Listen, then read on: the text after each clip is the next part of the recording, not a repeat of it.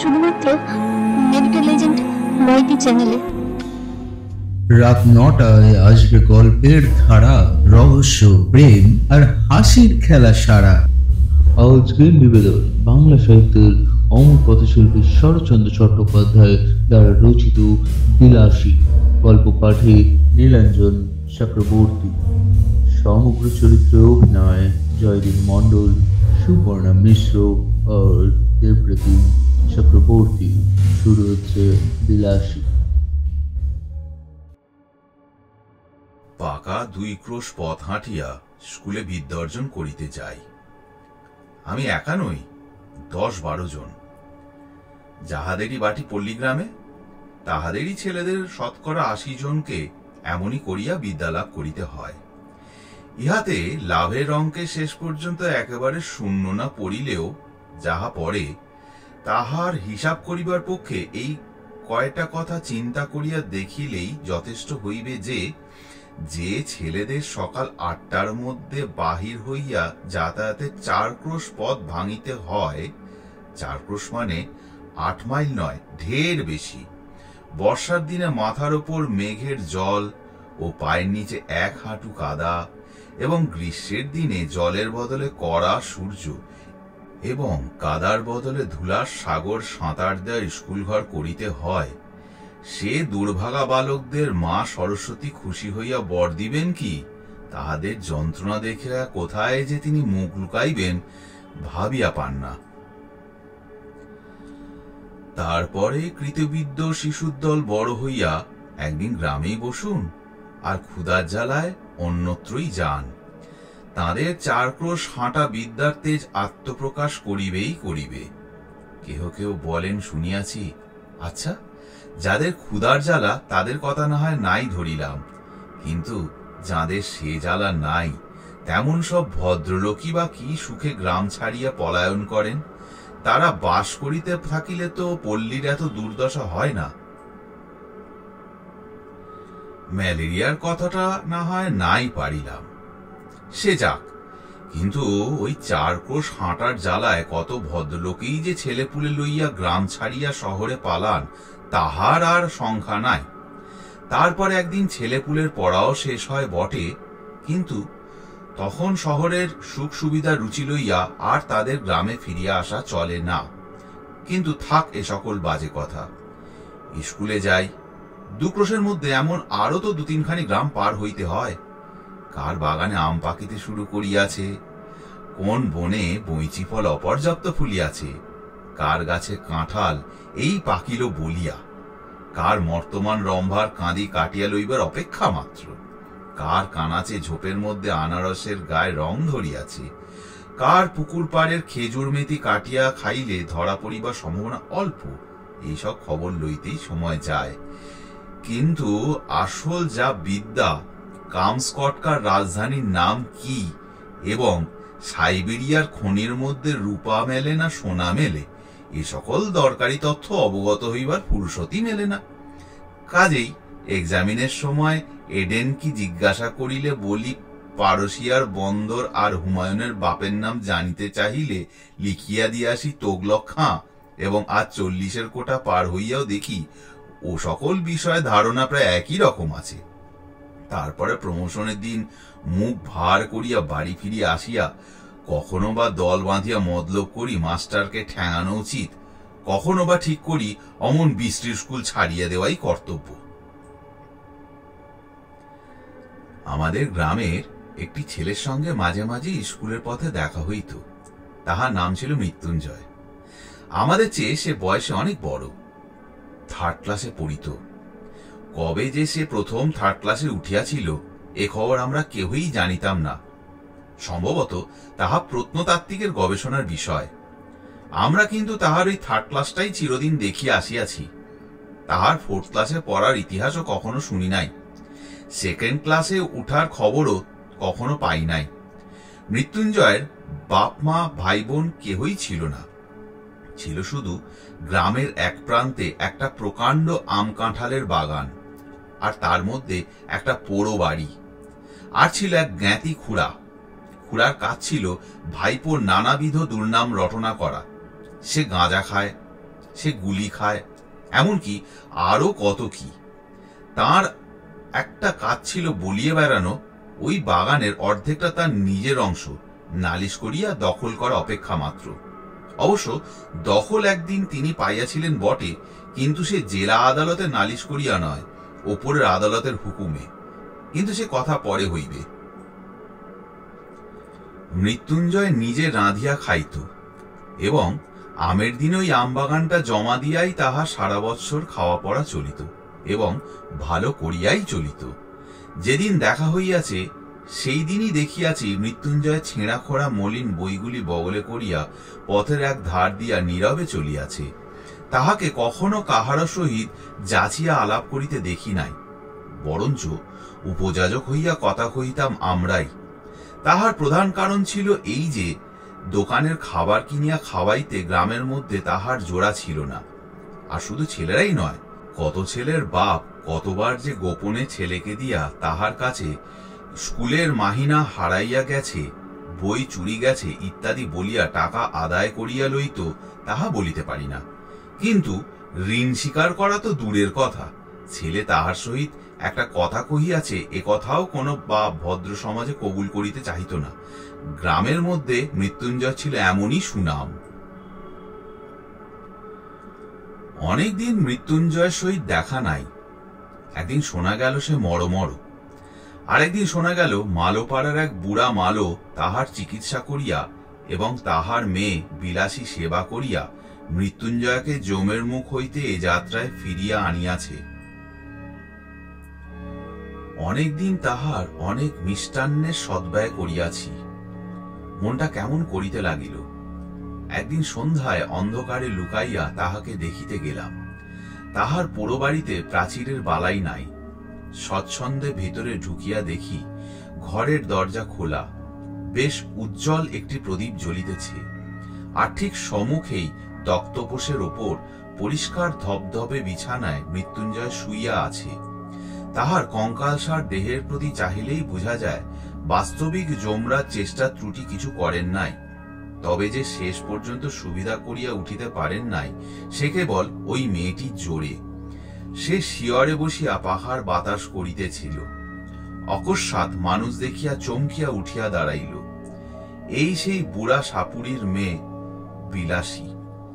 তাহার বয়স 18 কি 28 ঠাহর করিতে পারিলাম না, কিন্তু মুখের প্রতি চাহিবা মাত্রই টের পাইলাম বয়স যাই হোক, খাটিয়া খাটিয়া আর রাত জাগিয়া জাগিয়া তাহার শরীরের আর কিছু নাই, ঠিক যেন ফুলদানিতে জল দিয়া ভিজাইয়া রাখা বাসি ফুলের মতো। হাত দিয়া এতটুকু স্পর্শ করিলে, এতটুকু নাড়াচাড়া করিতে গেলেই ঝরিয়া পড়িবে। মৃত্যুঞ্জয় আমাকে চিনিতে পারিয়া বলিল, কে? ন্যাড়া? বলিলাম, বসো। মেয়েটা ঘাড় হেট করিয়া দাঁড়াইয়া রহিল। মৃত্যুঞ্জয় 2-4টা কথায় যাহা কহিল তার মর্ম এই যে প্রায় 1.5 মাস হইতে চলিল শয্যাগত। মধ্যে 10-15 দিন সে অজ্ঞান অচৈতন্য অবস্থায় পড়িয়াছিল। এই কয়েকদিন হইল সে লোক চিনিতে পারিতেছে এবং যদিচ এখনো সে বিছানা ছাড়িয়া উঠিতে পারে না, কিন্তু আর ভয় নাই। ভয় নাই থাকুক, কিন্তু ছেলে মানুষ হইলেও এটা বুঝিলাম আজও যাহার শয্যা ত্যাগ করিয়া উঠিবার ক্ষমতা হয় নাই, সেই রোগীকে এই বনের মধ্যে একাকী যে মেয়েটি বাঁচাইয়া তুলিবার ভার লইয়াছিল সে কত বড় গুরু ভার। দিনের পর দিন, রাত্রির পর রাত্রি তাহার কত সেবা, কত শুশ্রূষা, কত ধৈর্য, কত রাত জাগা, সে কত বড় সাহসের কাজ। কিন্তু যে বস্তুটি এই অসাধ্য সাধন করিয়া তুলিয়াছিল তাহার পরিচয় যদিচ সেদিন পাই নাই, কিন্তু আরেকদিন পাইয়াছিলাম। ফিরিবার সময় মেয়েটি আরেকটি প্রদীপ লইয়া আমার আগে আগে ভাঙা প্রাচীরের শেষ পর্যন্ত আসিল। এতক্ষণ পর্যন্ত সে একটি কথাও কহে নাই। এইবার আস্তে আস্তে বলিল, রাস্তা পর্যন্ত তোমায় রেখে আসবো কি? বড় বড় আম গাছে সমস্ত বাগানটা যেন একটা জমাট অন্ধকারের মতো বোধ হইতেছিল। পথ দেখা তো দূরের কথা, নিজের হাতটা পর্যন্ত দেখা যায় না। বলিলাম, পৌঁছে দিতে হবে না, শুধু আলোটা দাও। সে প্রদীপটা আমার হাতে দিতেই তার উৎকণ্ঠিত মুখের চেহারাটা আমার চোখে পড়িল। আস্তে আস্তে সে বলিল, একলা যেতে ভয় করবে না তো? একটু এগিয়ে দিয়ে আসবো? মেয়ে মানুষ জিজ্ঞাসা করে ভয় করবে না তো? সুতরাং মনে যাই হোক, প্রত্যুত্তরে শুধু একটা না বলিয়াই অগ্রসর হইয়া গেলাম। সে পুনরায় কহিল, বন জঙ্গলের পথ, একটু দেখে পা ফেলে যেও। সর্বাঙ্গে কাঁটা দেয়া উঠিল, কিন্তু এতক্ষণে বুঝিলাম উদ্বেগটা তাহার কিসের জন্য এবং কেন সে আলো দেখাইয়া এই বনের পথটা পার করিয়া দিতে চাহিতেছিল। হয়তো সে নিষেধ শুনিত না, সঙ্গেই যাইত, কিন্তু পীড়িত মৃত্যুঞ্জয়কে একাকী ফেলিয়া যাইতেই বোধ করি তাহার শেষ পর্যন্ত মন সরিল না। ২০-২৫ বিঘার বাগান, সুতরাং পথটা কম নয়। এই দারুণ অন্ধকারের মধ্যে প্রত্যেক পদক্ষেপই বোধ করি ভয় ভয় করিতে হইত, কিন্তু পরেক্ষণেই মেয়েটির কথাতে সমস্ত মন এমনই আচ্ছন্ন হইয়া রহিল যে ভয় পাইবার আর সময় পাইলাম না। কেবল মনে হইতে লাগিল, একটা মৃতকল্প রোগীকে লইয়া থাকা কত কঠিন। মৃত্যুঞ্জয় তো যে কোনো মুহূর্তেই মরিতে পারিত। তখন সমস্ত রাত্রি বনের মধ্যে মেয়েটি একাকী কি করিত? কেমন করিয়া তাহার সে রাতটা কাটিত? এই প্রসঙ্গে অনেকদিন পরের একটা কথা আমার মনে পড়ে। এক আত্মীয়ের মৃত্যুকালে আমি উপস্থিত ছিলাম। অন্ধকার রাত্রি, বাটিতে ছেলে পুলে চাকর বাকর নাই, ঘরের মধ্যে শুধু তার সদ্য বিধবা স্ত্রী আর আমি।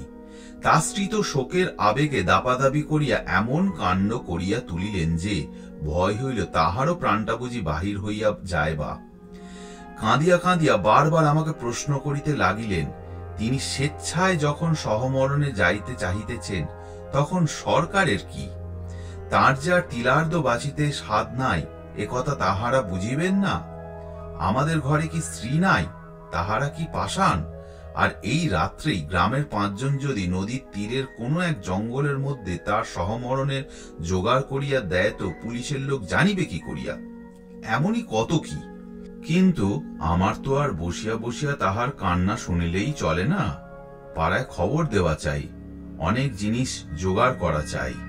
কিন্তু আমার বাহিরে যাইবার প্রস্তাব শুনিয়াই তিনি প্রকৃতিস্থ হইয়া উঠিলেন, চোখ মুছিয়া বলিলেন, ভাই, যা হবার তো হইয়াছে, আর বাইরে গিয়ে কি হইবে? রাতটা কাটুক না। অনেক কাজ, না গেলেই যে নয়। হোক কাজ, তুমি বসো। না না না, বসলে চলবে না, একবার খবর দিতেই হবে। বলিয়া পা বাড়াইবা মাত্র তিনি চিৎকার করিয়া উঠিলেন, ওরে বাপ রে, আমি একলা থাকতে পারবো না, আমি একলা থাকতে পারবো না। কাজেই আবার বসিয়া পড়িতে হইল। কারণ তখন বুঝিলাম যে স্বামী জ্যান্ত থাকিতে তিনি নির্ভয় ২৫ বৎসর একাকী ঘর করিয়াছেন। তাহার মৃত্যুটা যদি বা সহে, তাহার মৃতদেহটা এই অন্ধকার রাত্রে ৫ মিনিটের জন্যও স্ত্রী সহিবে না। বুক যদি কিছুতে ফাটে তো সে এই মৃত স্বামীর কাছে একলা থাকিলে। কিন্তু দুঃখটা তাহার তুচ্ছ করিয়া দেখানো আমার উদ্দেশ্য নহে, কিংবা তাহা খাঁটি নয় এ কথা বলাও আমার অভিপ্রায় নহে। কিন্তু একজনের ব্যবহারই তাহার চূড়ান্ত মীমাংসা হইয়া গেল তাহাও নহে।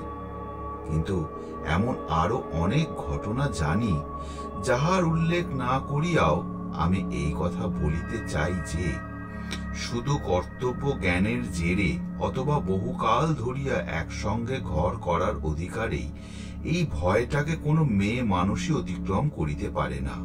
ইহা আর একটা শক্তি যাহা বহু স্বামী স্ত্রী ১০০ বৎসর একত্র ঘর করার পরেও হয়তো তাহার কোনো সন্ধানই পায় না। কিন্তু সহসা সেই শক্তির পরিচয় যখন কোনো নরনারীর কাছে পাওয়া যায়, তখন সমাজের আদালতে আসামি করিয়া তাহাদের দণ্ড দেওয়ার আবশ্যক যদি হয় তো হোক, কিন্তু মানুষের যে বস্তুটি সামাজিক নয়, সে নিজে যে ইহাদের দুঃখে গোপনে অশ্রু বিসর্জন না করিয়া কোনো মতেই থাকিতে পারে না। প্রায় মাস 2 মৃত্যুঞ্জয়ের খবর লই নাই। যাহারা পল্লীগ্রাম দেখেন নাই কিংবা ওই রেলগাড়ির জানালায় মুখ বাড়াইয়া দেখিয়াছেন, তাহারা হয়তো সবিস্ময়ে বলিয়া উঠিবেন, এ কেমন কথা! এ কি কখনো সম্ভব হইতে পারে যে অত বড় অসুখটা চোখে দেখিয়া আসিয়াও মাস 2 তার আর কোনো খবর নাই? তাহাদের অবগতির জন্য বলা আবশ্যক যে এ শুধু সম্ভব নয়, এই হইয়া থাকে।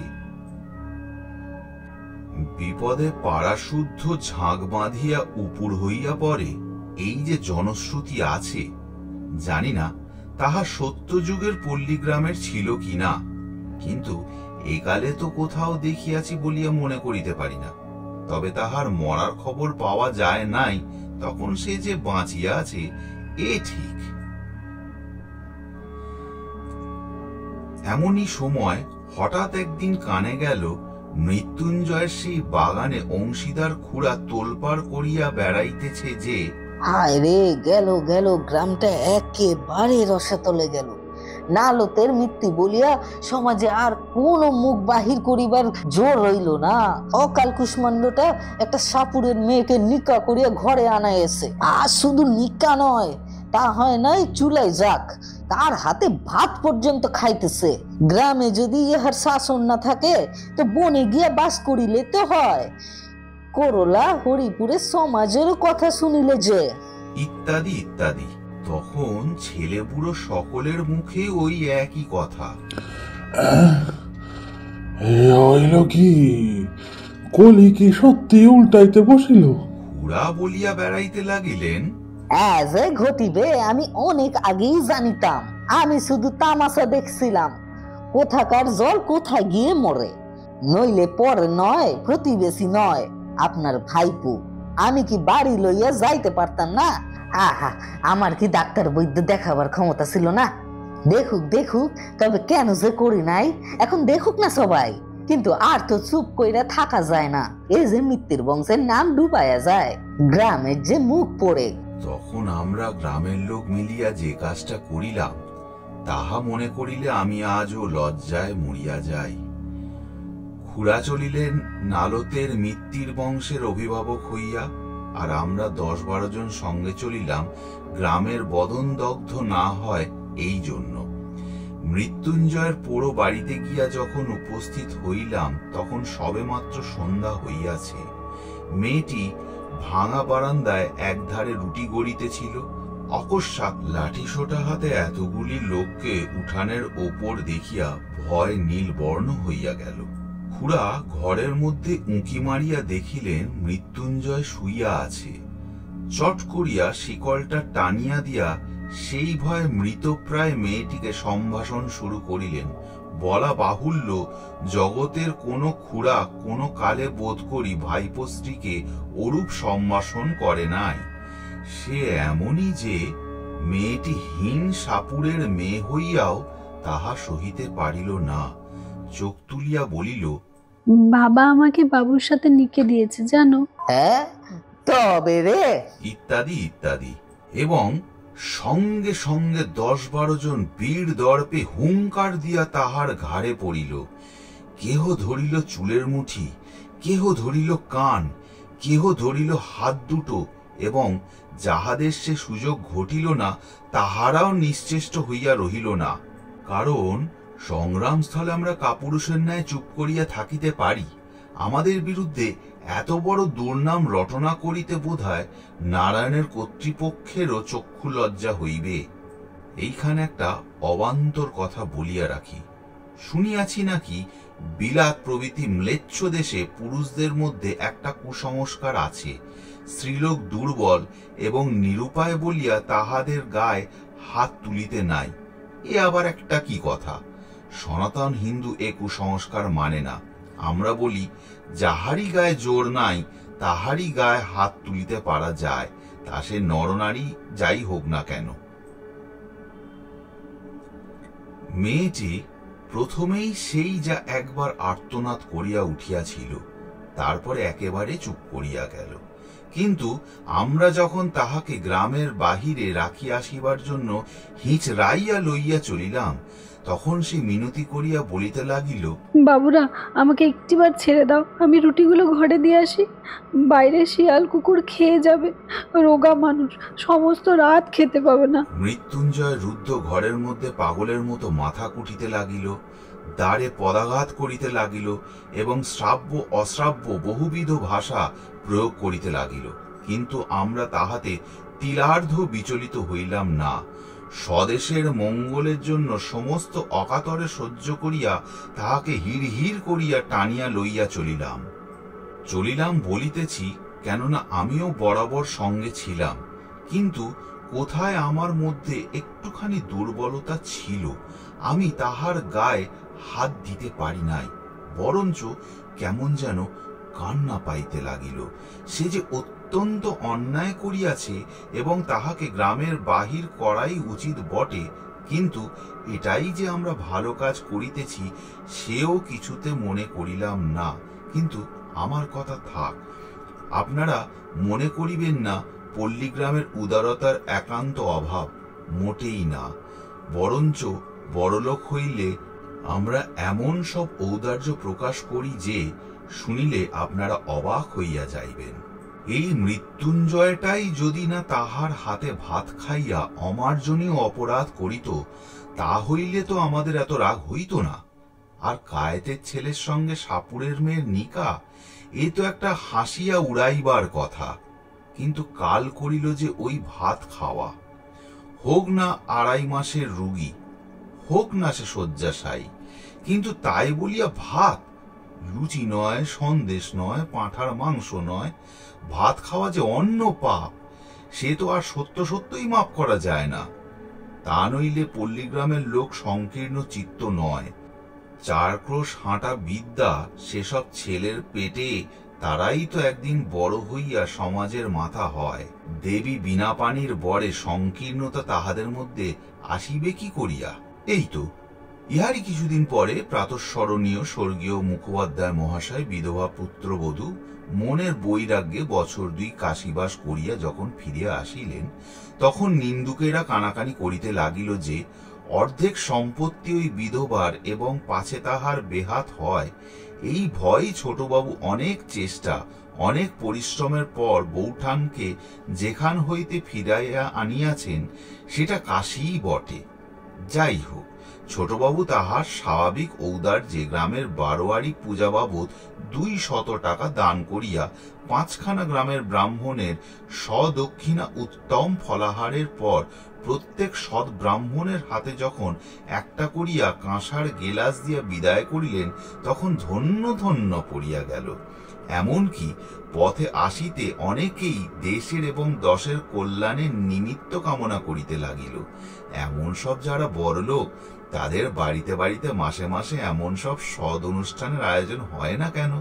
কিন্তু যাক, মহত্বের কাহিনী আমাদের অনেক আছে, যুগে যুগে সঞ্চিত হইয়া প্রায় প্রত্যেক পল্লীবাসীর দ্বারে স্তূপাকার হইয়া উঠিয়াছে। এই দক্ষিণবঙ্গের অনেক পল্লীতে অনেক দিন ঘুরিয়া গৌরব করিবার মতো অনেক বড় বড় ব্যাপার প্রত্যক্ষ করিয়াছি। চরিত্রেই বলো, ধর্মেই বলো, সমাজেই বলো, আর বিদ্যাতেই বলো, শিক্ষা একেবারেই পুরা হইয়া আছে। এখন শুধু ইংরাজকে কষিয়া গালিগালাজ করিতে পারিলেই দেশটা উদ্ধার হইয়া যায়। বৎসরখানে গত হইয়াছে, মশার কামড় আর সহ্য করিতে না পারিয়া সবেমাত্র সন্ন্যাসগিরিতে ইস্তফা দিয়া ঘরে ফিরিয়াছি। একদিন দুপুরবেলা ক্রোশ 2 দূরের মালোপাড়ার ভেতর চলিয়াছি। হঠাৎ দেখি একটা কুটিরের দ্বারে বসিয়া মৃত্যুঞ্জয়। তার মাথায় গেরুয়া রঙের পাগড়ি, বড় বড় দাড়ি চুল, গলায় রুদ্রাক্ষ ও পুঁতির মালা। কে বলিবে এ আমাদের সেই মৃত্যুঞ্জয়? কায়স্থের ছেলে 1 বছরের মধ্যেই জাত দিয়া একেবারে পুরাদস্তুর সাপুরে হইয়া গেছে। মানুষ কত শীঘ্র যে তাহার 14 পুরুষের জাতটা বিসর্জন দিয়া আর একটা জাত হইয়া উঠিতে পারে, সে এক আশ্চর্য ব্যাপার। ব্রাহ্মণের ছেলে মেথরানী বিবাহ করিয়া মেথর হইয়া গেছে এবং তাহাদের ব্যবসা অবলম্বন করিয়াছে, এ বোধ করি আপনারা সবাই শুনিয়াছেন। আমি সৎব্রাহ্মণের ছেলেকে এন্ট্রান্স পাস করার পরেও ডোমের মেয়ে বিবাহ করিয়া ডোম হইতে দেখিয়াছি। এখন সে ধুনুচি কুলো বুনিয়া বিক্রয় করে, শুয়োর চড়ায়। ভালো কায়স্থ সন্তানকে কসাইয়ের মেয়ে বিবাহ করিয়া কসাই হইয়া যাইতেও দেখিয়াছি। আজ সে সহস্তে গরু কাটিয়া বিক্রয় করে। তাহাকে দেখিয়া কাহার সাধ্য বলে কোন কালে সে কসাই ভিন্ন আর কিছু ছিল? কিন্তু সকলেরই ওই এক হেতু। আমার তাই তো মনে হয়, এমন করিয়া এত সহজে পুরুষকে যাহারা টানিয়া নামাইতে পারে, তাহারা কি এমনিতেই অবলীলাক্রমে তাহাদের ঠেলিয়া উপরে তুলিতে পারে না? যে পল্লীগ্রামের পুরুষদের সুখ্যাতিতে আজ পঞ্চমুখ হইয়া উঠিয়াছি, গৌরবটা কি একা শুধু তাহাদেরই? শুধু নিজেদের জোরেই এত দ্রুত নিচের দিকে নামিয়া চলিয়াছে? অন্দরের দিক হইতে কি এতটুকু উৎসাহ, এতটুকু সাহায্য আসে না? কিন্তু থাক, চোখের মাথায় হয়তো বা অনধিকার চর্চা করিয়া বসিব। কিন্তু আমার মুশকিল হইয়াছে এই যে, আমি কোনো মতেই ভুলিতে পারি না দেশের 90 জন নরনারী ওই পল্লীগ্রামের মানুষ, এবং সেই জন্য কিছু একটা আমাদের করা চাই। যা বলিতেছিলাম যে, দেখিয়া কে বলিবে এই সেই মৃত্যুঞ্জয়। কিন্তু আমাকে সে খাতির করিয়া বসাইল। বিলাসী পুকুরে জল আনিতে গিয়াছিল, আমাকে দেখিয়া সেও ভারী খুশি হইয়া বারবার বলিতে লাগিল, আরে তুমি না আগলালে যে রাত্রে আমাকে তারা মেরেই ফেলতো। আমার জন্য কত মারই না জানি তুমি খেয়েছিলে বলো। কথায় কথায় শুনিলাম পরদিনই তাহারা এখানে উঠিয়া আসিয়া ক্রমশ ঘর বাঁধিয়া বাস করিতেছে এবং সুখে আছে। সুখে যে আছে এ কথা আমাকে বলার প্রয়োজন ছিল না, শুধু তাহাদের মুখের পানে চাহিয়াই আমি তাহা বুঝিয়াছিলাম। তাই শুনিলাম আজ কোথায় নাকি তাহাদের সাপ ধরার বায়না আছে এবং তাহারা প্রস্তুত হইয়াছে। আমিও অমনি সঙ্গে যাইবার জন্য লাফিয়া উঠিলাম। ছেলেবেলা হইতেই দুটো জিনিসের উপর আমার প্রবল শখ ছিল। এক ছিল গোখরো কেউটে সাপ ধরিয়া পোষা, আর ছিল মন্ত্র সিদ্ধ হওয়া। সিদ্ধ হওয়ার উপায় তখনও খুঁজিয়া বাহির করিতে পারি নাই, কিন্তু মৃত্যুঞ্জয়কে ওস্তাদ লাভ করিবার আশায় আনন্দে উৎফুল্ল হইয়া উঠিলাম। সে তাহার নামজাদা শ্বশুরের শিষ্য, সুতরাং মস্ত লোক। আমার ভাগ্য যে অকস্মাৎ এমন সুপ্রসন্ন হইয়া উঠিবে তাহা কে ভাবিতে পারিত? কিন্তু শক্ত কাজ এবং ভয়ের কারণ আছে বলিয়া প্রথমে তাহারা উভয় আপত্তি করিল। কিন্তু আমি এমনই নাছোড়বান্দা হইয়া উঠিলাম যে মাসখানেকের মধ্যে আমাকে সাকরেত করিতে মৃত্যুঞ্জয় পথ পাইল না। সাপ ধরার মন্ত্র এবং হিসাব শিখাইয়া দিল এবং কবজিতে ওষুধ সমেত মাদুলি বাঁধিয়া দিয়া দস্তুর মতো সাপুড়ে বানাইয়া তুলিল। মন্ত্রটা কি জানেন? তাহার শেষটা আমার মনে আছে। ওরে কেউটে, তুই মনসার বাহন, আর মনসা দেবী আমার মা। ওলট পালট পাতাল ফোঁড় ধোড়ার বিষ তুই নে, তোর বিষ ঢোড়ারে দে। দুধরাজ মণিরাজ কার আজ্ঞে? বিষহরির আজ্ঞে। ইহার মানে যে কি তাহা আমি জানি না, কারণ যিনি এই মন্ত্রের দ্রষ্টা ঋষি ছিলেন নিশ্চয়ই কেহ না কেহ ছিলেন, তাহার সাক্ষাৎ কখনো পাই নাই। অবশেষে একদিনই মন্ত্রের সত্য মিথ্যার চরম মীমাংসা হইয়া গেল বটে, কিন্তু যতদিন না হইল ততদিন সাপ ধরার জন্য চতুর্দিকে প্রসিদ্ধ হইয়া গেলাম। সবাই বলা বলি করিতে লাগিল, হ্যাঁ, ন্যাড়া একজন গুণী লোক বটে। সন্ন্যাসী অবস্থায় কামাখ্যায় গিয়া সিদ্ধ হইয়া আসিয়াছে। এতটুকু বয়সের মধ্যে এত বড় ওস্তাদ হইয়া অহংকারে আমার আর মাটিতে পা পড়ে না, এমনই জো হইল। বিশ্বাস করিল না শুধু দুইজন। আমার গুরু যে, সে তো ভালো মন্দ কোনো কথাই বলিত না, কিন্তু বিলাসী মাঝে মাঝে মুখ টিপিয়া হাসিয়া বলিত, ঠাকুর, এসব ভয়ঙ্কর জানোয়ার, একটু সাবধানে নাড়াচাড়া করো। বস্তুত বিষ দাঁত ভাঙা, সাপের মুখ হইতে বিষ বাহির করা প্রভৃতি কাজগুলো এমনই অবহেলার সহিত করিতে শুরু করিয়াছিলাম যে সেসব মনে পড়িলে আমার আজও গা কাঁপে। আসল কথা হইতেছে এই যে সাপ ধরাও কঠিন নয়, এবং ধরা সাপ 2-4 দিন হাঁড়িতে পুড়িয়া রাখার পরে তাহার বিষ দাঁত ভাঙাই হোক আর নাই হোক কিছুতেই কামড়াইতে চাহে না। চক্র তুলিয়া কামড়াইবার ভান করে, ভয় দেখায়, কিন্তু কামড়ায় না। মাঝে মাঝে আমাদের গুরু শিষ্যের সহিত বিলাসী তর্ক করিত। সাপুড়েদের সবচেয়ে লাভের ব্যবসা হইতেছে শিকড় বিক্রয় করা, যা দেখিবা মাত্র সাপ পালাইতে পথ পায় না, কিন্তু তার পূর্বে সামান্য একটু কাজ করিতে হইত। যে সাপটা শিকড় দেখিয়া পালাইবে তাহার মুখে একটা লোহার শিক পুড়াইয়া বার কয়েক ছ্যাঁকা দিতে হয়। তারপরে তাহাকে শিকড় দেখানো হোক আর একটা কাঠিই দেখানো হোক, সে যে কোথায় পালাইবে ভাবিয়া পায় না।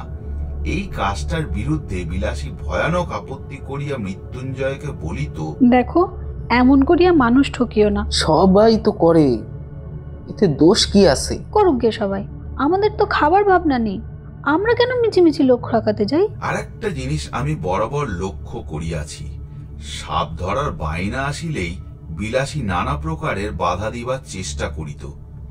আজ শনিবার, আজ মঙ্গলবার, এমনই কত কি।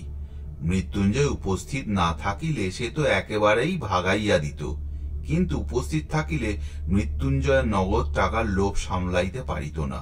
আর আমার তো একরকম নেশার মতো হইয়া দাঁড়াইয়াছিল। নানা প্রকারে তাহাকে উত্তেজিত করিতে চেষ্টা ত্রুটি করিতাম না। বস্তুত ইহার মধ্যে মজা ছাড়া ভয় যে কোথাও ছিল এ আমাদের মনেই স্থান পাইত না। কিন্তু এই পাপের দণ্ড আমাকে একদিন ভালো করিয়াই দিতে হইল। সেদিন ক্রোশদের এক দূরে এক গোয়ালার বাড়ি সাপ ধরিতে গিয়াছি। বিলাসী বরাবরই সঙ্গে যাইত, আজও সঙ্গে ছিল। মেটে ঘরের মেজে খানিকটা খুঁড়িতেই একটা গর্তের চিহ্ন পাওয়া গেল। আমরা কেহই লক্ষ্য করি নাই, কিন্তু বিলাসী সাপুড়ের মেয়ে। সে হেঁট হইয়া কয়েক টুকরা কাগজ তুলিয়া লইয়া আমাকে বলিল, ঠাকুর, একটু সাবধানে খুঁড়ো। সাপ একটা নয়, এক জোড়া তো আছে বটে, হয়তো বা বেশিও থাকতে পারে। মৃত্যুঞ্জয় বলিল, এরা যে বললো একটাই এসে ঢুকেছে, একটাই তো দেখতে পাওয়া গেছে। বিলাসী কাগজ দেখাইয়া কহিল, দেখছো না বাসা করেছিল? কাগজ তো ইঁদুরেও আনতে পারে। 2 হতে পারে, কিন্তু 2টো আছে আমিই বলছি। বাস্তবিক বিলাসীর কথাই ফলিল, এবং মর্মান্তিক ভাবেই সেদিন ফলিল। মিনিট 10 মধ্যেই একটা প্রকাণ্ড খরিশ গোখরো ধরিয়া ফেলিয়া মৃত্যুঞ্জয় আমার হাতে দিল, কিন্তু সেটাকে ঝাঁপির মধ্যে পুড়িয়া ফিরিতে না ফিরিতেই মৃত্যুঞ্জয় উফ করিয়া নিঃশ্বাস ফেলিয়া বাহিরে আসিয়া দাঁড়াইল। তাহার হাতের উল্টা পিঠ দিয়া ঝরঝর করিয়া রক্ত পড়িতেছিল।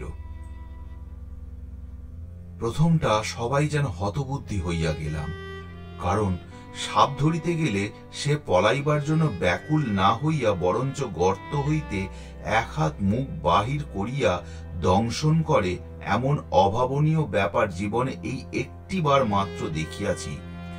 পরক্ষণে বিলাসী চিৎকার করিয়া ছুটিয়া গিয়া আঁচল দিয়া তাহার হাতটা বাঁধিয়া ফেলিল, এবং যত রকম শিকড় বাকড় সে সঙ্গে আনিয়াছিল সমস্তই তাহাকে চিবাইতে দিল।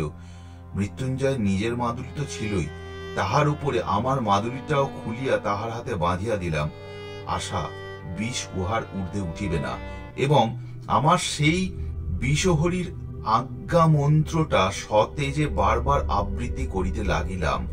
চতুর্দিকে ভিড় জমিয়া গেল, এবং অঞ্চলের মধ্যে যেখানে যত গুণী ব্যক্তি আছেন সকলকে খবর দিবার জন্য দিকে দিকে লোক ছুটিল। বিলাসীর বাপকেও সংবাদ দিবার জন্য লোক গেল। আমার মন্ত্র পড়ার আর বিরাম নাই, কিন্তু ঠিক সুবিধা হইতেছে বলিয়া মনে হইল না। তথাপি আবৃত্তি সমভাবেই চলিতে লাগিল, কিন্তু মিনিট 15-20 পরেই যখন মৃত্যুঞ্জয় একবার বমি করিয়া নাকে কথা কহিতে শুরু করিয়া দিল, তখন বিলাসী মাটির উপর একেবারে আছাড় খাইয়া পড়িল। আমিও বুঝিলাম আমার বিষহরীর দোহাই বুঝি আর খাটে না। নিকটবর্তী আরো 2-4 জন ওস্তাদ আসিয়া পড়িলেন এবং আমরা কখনো বা একসঙ্গে কখনো বা আলাদা 33 কোটি দেবদেবীর দোহাই পাড়িতে লাগিলাম, কিন্তু বিষ দোহাই মানিল না। রোগীর অবস্থা ক্রমেই মন্দ হইতে লাগিল। যখন দেখা গেল ভালো কথায় হইবে না, তখন 3-4 জন রোজা মিলিয়া বিষকে এমন অকথ্য অশ্রাব্য গালিগালাজ করিতে লাগিল যে বিষের কান থাকিলে সে মৃত্যুঞ্জয় তো মৃত্যুঞ্জয়, সেদিন দেশ ছাড়িয়া পালাইত। কিন্তু কিছুতেই কিছু হইল না। আরো আধ ঘন্টা ধস্তাধস্তির পরে রোগী তাহার বাপ মায়ের দেওয়া মৃত্যুঞ্জয়ের নাম, তাহার শ্বশুরের দেওয়া মন্ত্রৌষধি সমস্ত মিথ্যা প্রতিপন্ন করিয়া ইহলোকের লীলা সাঙ্গ করিল। বিলাসী তাহার স্বামীর মাথাটা কোলে করিয়া বসিয়াছিল, সে যেন একেবারে পাথর হইয়া গেল। যাক, তাহার দুঃখের কাহিনীটা আর বাড়াইব না, কেবল এইটুকু বলিয়া শেষ করিব যে সে 7 দিনের বেশি বাঁচিয়া থাকাটা সহিতে পারিল না। আমাকে শুধু একদিন বলিয়াছিল, ঠাকুর, আমার মাথার দিব্যি রইল, এসব তুমি আর কখনো করো না, আর কখনো করো না। আমার মাদুলি কবস্থ মৃত্যুঞ্জয়ের সঙ্গে সঙ্গে কবরে গিয়াছিল। ছিল শুধু বিষহরীর আজ্ঞা, কিন্তু সে আজ্ঞা যে ম্যাজিস্ট্রেটের আজ্ঞা নয়, এবং সাপের বিষ যে বাঙালির বিষ নয় তাহা আমিও বুঝিয়াছিলাম। একদিন গিয়া শুনিলাম ঘরে তো বিষের অভাব ছিল না, বিলাসী আত্মহত্যা করিয়া মরিয়াছে এবং শাস্ত্রমতে সে নিশ্চয়ই নরকে গিয়াছে। কিন্তু যেখানেই যাক, আমার নিজের যখন যাইবার সময় আসিবে, তখন ঐরূপ কোনো এক নরকে যাওয়ার প্রস্তাবে পিছাইয়া দাঁড়াইব না, এই মাত্র বলিতে পারি। খুড়ামশাই 16 আনা বাগান দখল করিয়া অত্যন্ত বিজ্ঞের মতো চারিদিকে বলিয়া বেড়াইতে লাগিলেন, ওর যদি অবঘাতে না মৃত্যু হবে তো কার হবে? পুরুষ মানুষ এমন একটা ছেড়ে 10টা করুক না, তাতে তো তেমন আসে যায় না, না হয় একটু নিন্দাই হতো। কিন্তু হাতে ভাই খাইয়া মরতে গেলি কেন? নিজে মরল, আমার পর্যন্ত মাথা হেট করে গেল। না পেলে 1 ফোঁটা আগুন, না পেলে 1 ফোঁটা পিণ্ডি, না হলে একটা ভুজি উচ্চুগ্য। গ্রামের লোক এক বাক্যে বলিতে লাগিল, তাহাতে আর সন্দেহ কি? অন্য পাপ, বাপরে, এর কি আর প্রায়শ্চিত্ত আছে? বিলাসীর আত্মহত্যার ব্যাপারটাও অনেকের কাছে পরিহাসের বিষয় হইল। আমি প্রায়ই ভাবি, এই অপরাধ হয়তো ইহারা উভয়ই করিয়াছিল, কিন্তু মৃত্যুঞ্জয় তো পল্লী গ্রামেরই ছেলে, পাড়া গাঁয়ের তেলে জলেই তো মানুষ। তবু এত বড় দুঃসাহসের কাজে প্রবৃত্ত করাইয়াছিল তাহাকে যে বস্তুটা, সেটা কেহ একবার চোখ মেলিয়া দেখিতে পাইল না।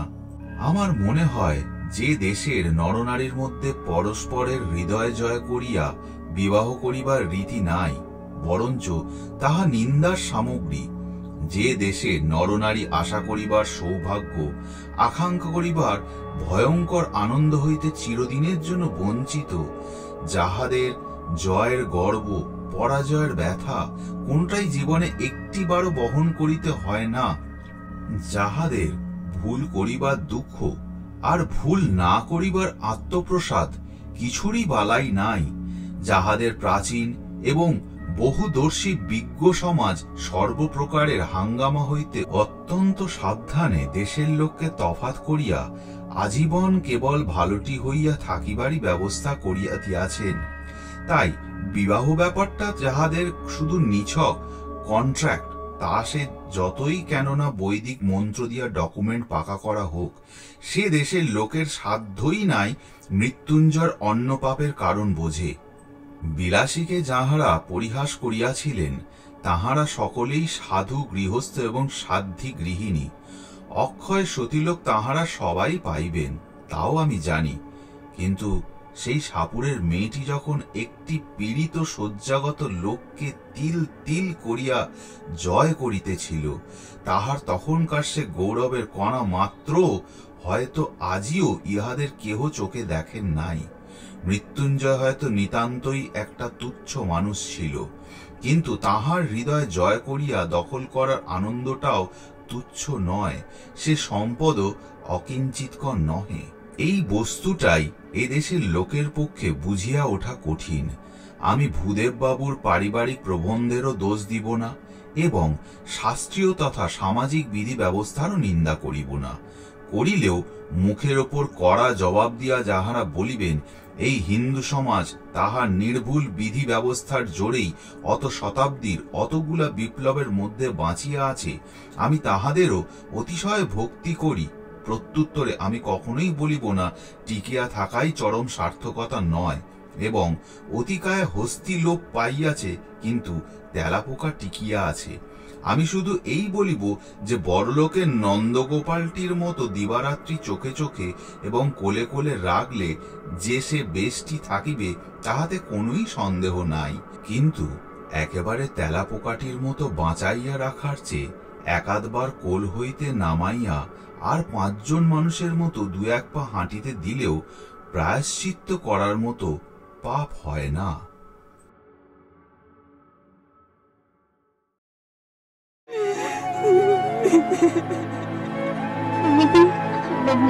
শুধুমাত্র মেডিকেল এজেন্ট মইটি চ্যানেলে।